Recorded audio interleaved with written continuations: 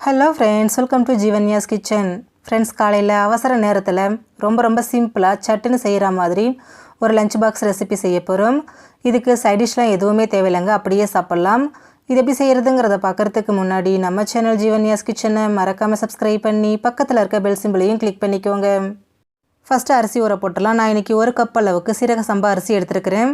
நீங்கள் இதுக்கு பதிலாக எந்த அரிசி வேணாலும் எடுத்துக்கலாம். எடுத்துகிட்டு ஒரு 2-3 தடவை கழுவிட்டு இதில் தண்ணி சேர்த்து ஒரு 10 நிமிஷம் அப்படியே வச்சுருங்க, ஊறட்டும்.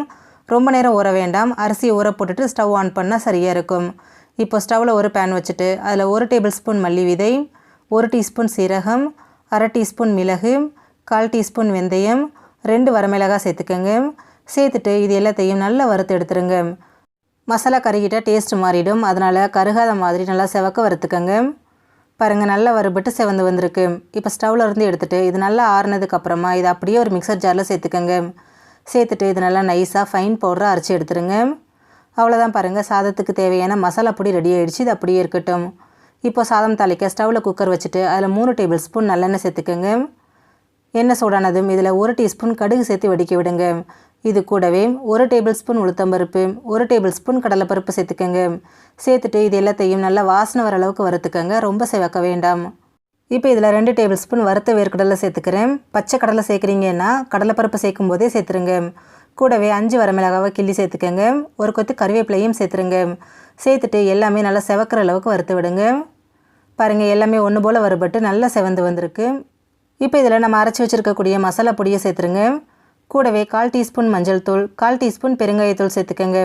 சேர்த்துட்டு ஸ்டவ் லோ ஃப்ளேமில் வச்சுட்டு இதை நல்லா வறுத்து விடுங்க. மசாலா கருகிடக்கூடாது, அதனால் லோ ஃப்ளேமில் வச்சுட்டு நல்லா கலந்து விடுங்க.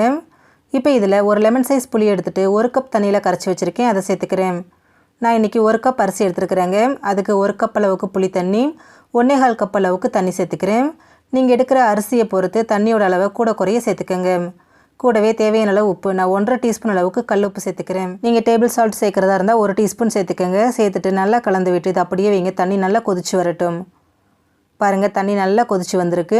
இப்போ இதில் நம்ம ஊற வச்சுருக்கிறோம் இல்லைங்களா அரிசி, அதை தண்ணியை வடிச்சிட்டு இது கூட சேர்த்துக்கோங்க. அரிசி சேர்த்துட்டு திரும்பவும் ஒரு தடவை இதை நல்லா இந்த மாதிரி கலந்து விட்டுருங்க. கலந்ததுக்கப்புறமா குக்கரை மூடி போட்டுட்டு ஒரு 2 விசில் விட்டு எடுத்துக்கோங்க. சாதம் நல்லா வெந்து வரட்டும்.